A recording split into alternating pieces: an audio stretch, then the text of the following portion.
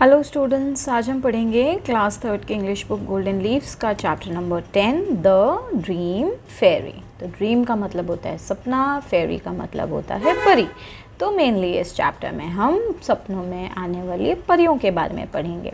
You must have heard stories in which fairies do magical things and even make dreams come true.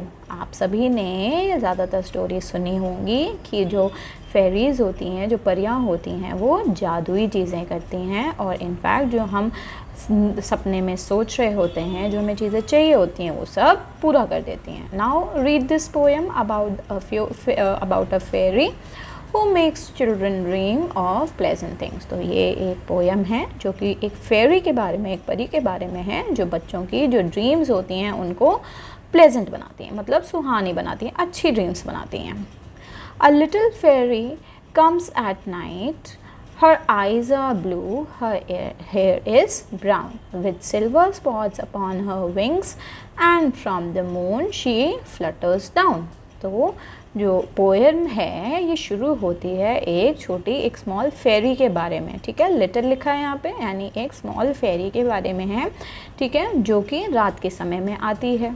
उसको ऐसे describe किया गया है कि जो फेरी है उसकी ब्लू आइज़ हैं, उसके ब्राउन हेयर्स हैं।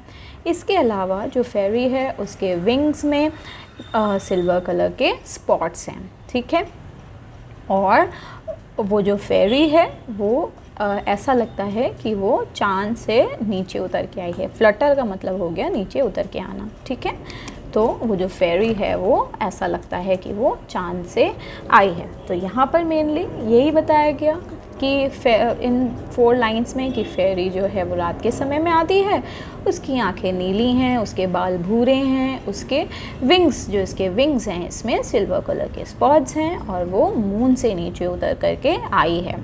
She has a little silver wand and when a good child goes to bed, she waves her wand from right to left and makes a circle round her head. फिर जो poet है वो बताते हैं कि जो फेरी है उसके पास एक छोटी सी सिल्वर वॉन्ड है। वॉन्ड का मतलब हो गया जादुई छड़ी, ठीक है।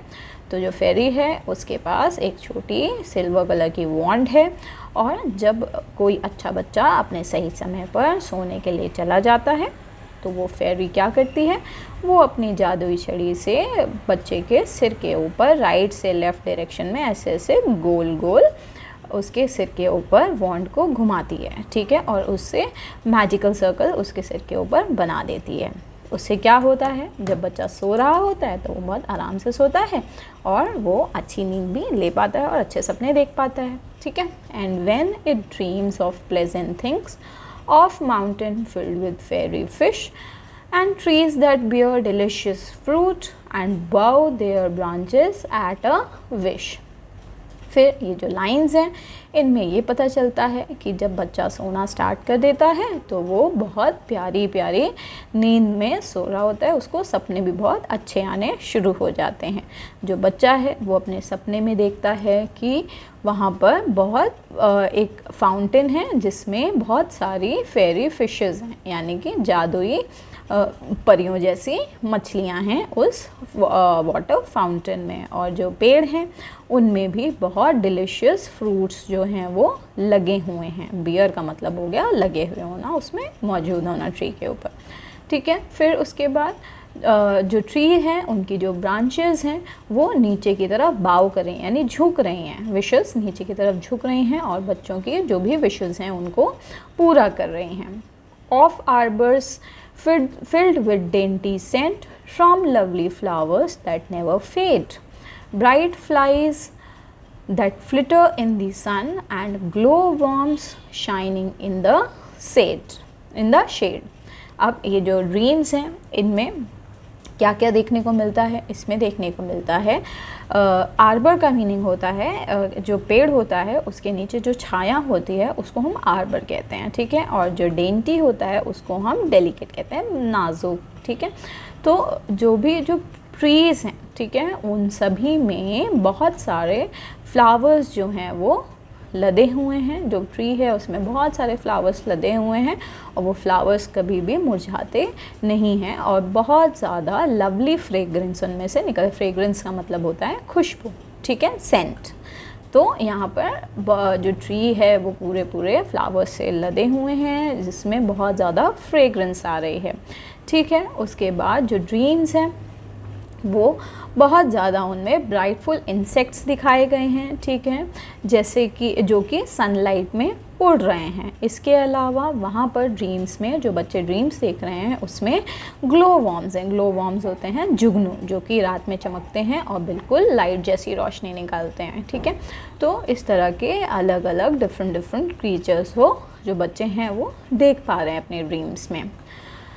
And talking birds with gifted tongues for singing songs and telling tales, and pretty dwarfs to show the way through the fairy hills and fairy dales। फिर यहाँ पे जो पोएट हैं वो बताते हैं कि जो ड्रीम्स हैं बच्चों की उसमें बर्ड्स आती हैं जो कि गा सकती हैं और सिंग कर सकती हैं और बोल भी सकती हैं, मतलब स्पीक एंड सिंग दोनों कर सकती हैं, बोल भी सकती हैं और गा भी सकती हैं। और ये जो बर्ड्स हैं ये बच्चों को एंटरटेन करती हैं गाने गा के और स्टोरीज़ सुना करके। इसके अलावा उनकी ड्रीम्स में ड्वार्फ्स आते हैं। ड्वार्फ्स का मतलब होता है बोने। आप लोगों ने अगर स्नो वाइट देखी हो तो स्नो वाइट में छोटे छोटे ड्वार्फ्स होते हैं, 7 ड्वार्फ्स होते हैं, ठीक है। तो ये जो ड्वार्फ्स होते हैं ये भी मैजिकल एलिमेंट है हमारे पोएम में, ठीक है, जो कि जादुई जगह से बिलोंग करते हैं ये ड्वार्फ्स भी। तो ये जो ड्वार्फ्स हैं, ये जो छोटे छोटे बोने हैं, ये भी बच्चों को ले करके जाते हैं फेरी हिल्स में और वैलीज़ में, ठीक है। और ये जो ड्वार्फ्स हैं ये बच्चों को वो सभी जगहें दिखाते हैं जहाँ पर बहुत सारी फेरी मैजिक्स होते हैं। तो मेनली इन लाइंस में हमने सीखा कि किस तरह से बच्चे जो हैं बोलने वाली चिड़िया जो गाती है वो सब देखते हैं, कहानियाँ सुना रही हैं चिड़ियाएँ। इसके अलावा जो डॉग्स हैं वो बच्चों को ले करके जा रहे हैं फेरी हिल्स और वैलीज़ में, और वो जो फेरी हिल्स और वैलीज़ हैं उन सब में बहुत ज़्यादा वो सारी की सारी वैलीज़ जो हैं वो फेरी मैजिक से भरी हुई हैं। तो स्टूडेंट्स ये इस चैप्टर का एंड था। इस पोएम को लिखा है थॉमस हुड ने। आई होप आप सभी को ये एक्सप्लेनेशन अच्छे से समझ में आ गई होगी। अब हम चलेंगे इस चैप्टर के क्वेश्चन आंसर्स वाले सेक्शन में। आइए स्टार्ट करते हैं। The little fairy comes dash. तो लिटिल फेरी कहाँ से आती है? कम्स एट नाइट, रात में आती है। The little fairy has dash eyes. Little fairy की कैसी आइज़ हैं? उसकी ब्लू आइज़ हैं। The little fairy comes down from the dash. Little fairy कहाँ से नीचे उतर के आती है? मून से नीचे उतर करके आती है। The fairy uses her dash to give children dreams. तो फेरी अपना क्या यूज़ करती है बच्चों को सपने दिखाने के लिए? अपना वॉन्ड यूज़ करती है, अपनी छड़ी यूज़ करती है।